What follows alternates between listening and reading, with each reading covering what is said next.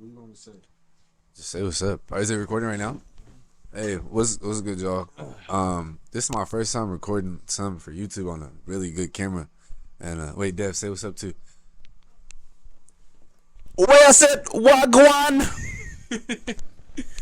But yeah, this Z, I'm borrowing his camera. This is my guy though. We go way back. Not really.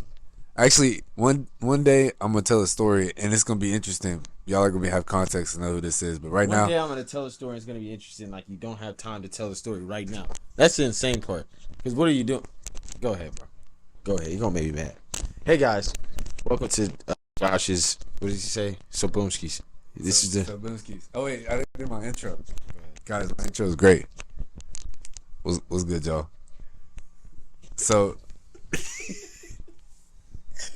nah, You about to talk about some Bible stuff? yeah, I'm about to talk about a bit of the Bible, but guys, the thing is, I'm not a content creator. I'm literally just a dude who thought that documenting his walk would be cool, so that's what I'm gonna do. For some context, because I guess this will be my first time uploading on YouTube. I am newly baptized. It was a fantastic experience. I went on a spring break trip with a ministry, and I had a great time. Like, truthfully, life changing. And I will say, you hear stories about people getting baptized, and when they say you feel like a completely different person, uh, it's kind of hard to believe, especially whenever you're not truly a believer. At least I found that to be true. But I can say, speaking as somebody who has experienced it, it really has changed me a lot, And I'll highlight that more in a later video. But, oh yeah, and a bit more context. I've posted videos like this on Instagram, but it's on my private account. So this will be my first time speaking publicly. I don't even know if I'm going to edit this or not. That's my fault. But anyways, today I just wanted to talk about something that came up in my reading recently. I'm reading the Gospels right now, and I'm in Matthew, and I was reading chapter 14, and it talks about whenever Jesus walked on water. But the thing is, when you read it in the other Gospels, or at least whenever I read it in another Gospel, it didn't talk about Peter trying to walk on water. First off, might have been one of the biggest fumbles ever. You know what I'm saying? Because what if we all could have walked on water? Like, that would have been cool on some Naruto type stuff. Do y'all homework for real. You gotta do your homework on walking on water. There is nothing to study about walking. Go outside and try it for yourself. You can. That's about all the homework. I've tried it plenty of times. Did it work? Almost. It didn't work. It definitely didn't work. But so I'm just gonna read Matthew chapter 16 verses 22 through 36 really quickly.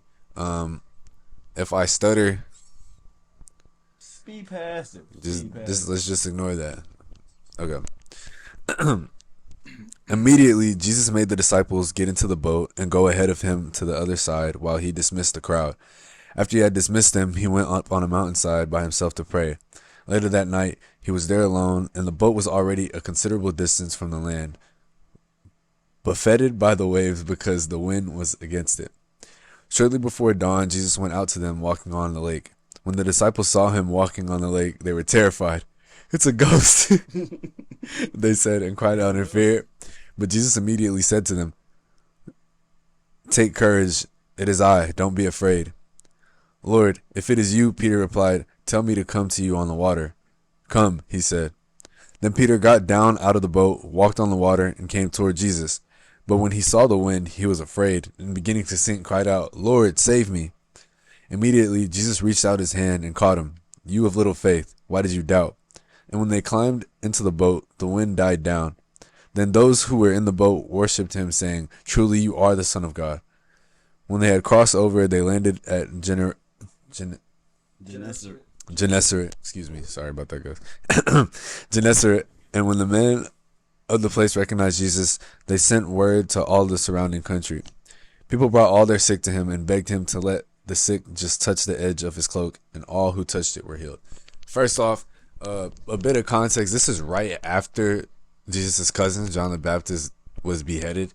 And we kind of describe this as his like revenge story because Jesus was putting up crazy numbers. Like 28 Braun was trying to act like this. 2018 Braun, sorry.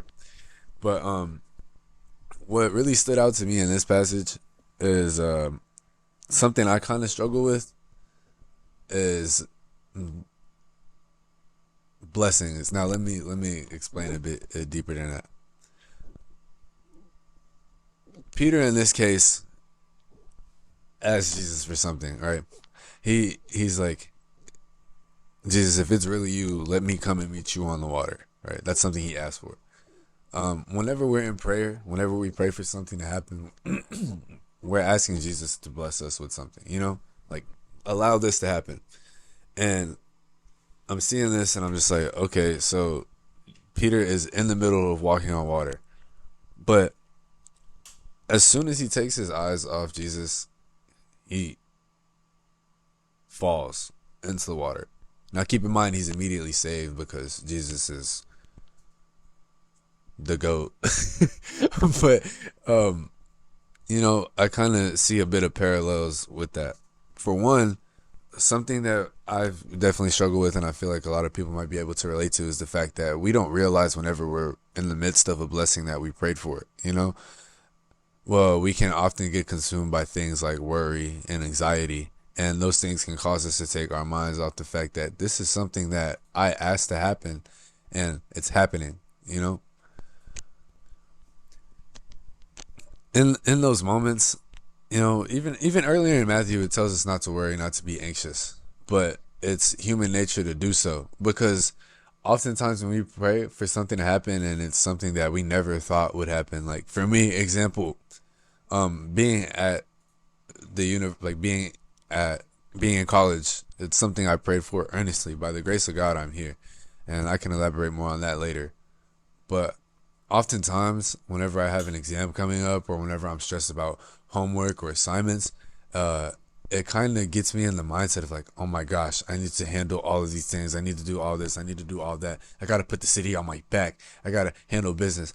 But at the end of the day, like, it's truly just a blessing that I'm here. And it kind of gets me out of the mindset. Like, I'm blessed to be here. I'm blessed to be stressed about being in school because,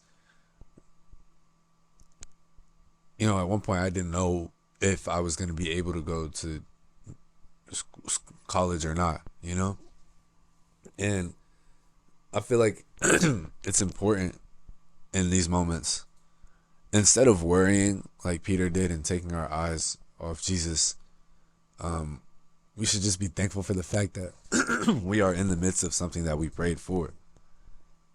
It's definitely something I struggle with. It's something I'm struggling with right now, actually. Z gets mad at me for it a lot. But, it's a work in progress. And it's something that I want to be better at. And I feel like it's something that a lot of people can work on. Worry and anxiety do us no good. Jesus states this in Matthew chapter 6, whenever he talks about worry and anxiety. And I just think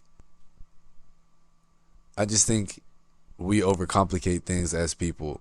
We're so worried about the outcome whenever really the outcome isn't our job. We just have to worry about putting in the work. We pray about it and it comes true. Just live in the moment, embrace it, and be thankful for it. And as long as you do those things, you're good. That's really all I have to say for this video. If you watched it all the way through, thank you. I appreciate you. But yeah, shout out to y'all. Shout out to Z for letting me borrow the camera. Shout out to Dev.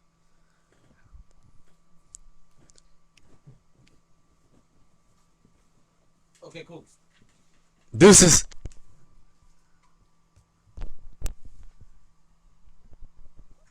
Bro, in the video, bro.